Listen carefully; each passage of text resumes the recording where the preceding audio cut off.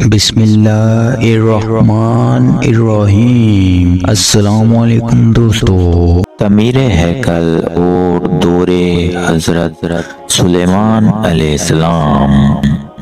تابوت سکینہ، جس میں حضرت یوسف علیہ السلام کا جسم اور کپڑے بند تھے، حضرت موسیٰ علیہ السلام مصر سے ہمراہ لائے تھے اور حضرت داؤد علیہ السلام سے قبل فلسطینی اسرائیلیوں کو شکست دے کر اسے اپنے ساتھ اشداد لے گئے تھے۔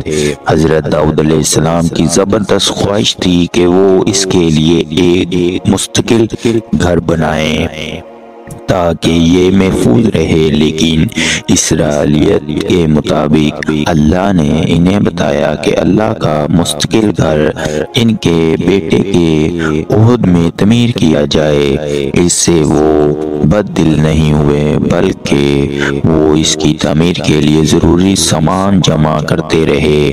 انہوں نے سونا، چاندی اور لوہا پیتل جمع کیا، لبنان سے دیوار کی لکڑی منگوائی، آرائش کے لیے مختلف علاقوں سے قیمتی پتھر حاصل کیے۔ الغرض وہ اپنے بیٹے کا کام آسان بنانے کے لیے متواتر مصروف رہے، جہاں تک کہ آخری دنوں میں اپنے بیٹے سلیمان کو اس گھر مبادیہ ہیکل کا وہ خاکہ بھی تفصیلاً سمجھا دیا جسے انہوں نے عالم رویا میں دیکھا تھا۔ 1015 قبل مسیح میں ان کا انتقال ہوا تو حضرت سلیمان علیہ السلام تخت نشین ہوئے۔ ان کی سلطنت ایک طرف اردن اور دوسری طرف راہ تک پھیل گئی۔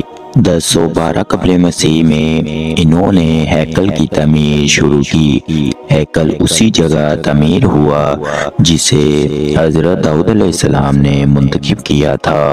مورخین اس پر متفق ہیں کہ یہودی کبھی بھی اچھے معمار نہیں رہے، اس لیے حضرت سلیمان علیہ السلام نے ہیکل کی تعمیر کے لیے لبنان و مصر سے معمار منگوائے۔ ہیکل کی تعمیر 7 سال تک جاری رہی اور 2 لاکھ آدمی مسلسل کام کرتے رہے۔ بے انتہا دولت خرچ ہوئی۔ حضرت داؤد علیہ السلام وراثت میں 1,30,000 پاؤنڈ سونا اور 12,70,000 پاؤنڈ چاندی چھوڑ گئے تھے۔